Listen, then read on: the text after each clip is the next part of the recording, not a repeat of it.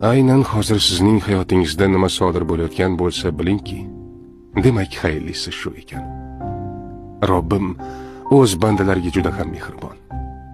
U hech qachon hech bir bandasiga zulm qilmaydi. Hatto bizning boshimizga dard, musibatlarni ham bizning foydamiz uchungina bizga yuboradi.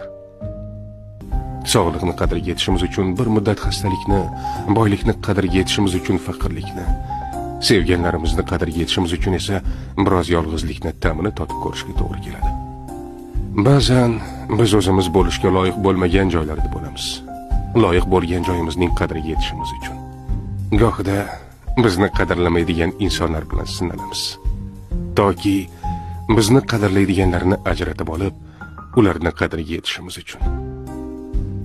Bizning boshimizga kelgan har neda Allohning hikmati bor.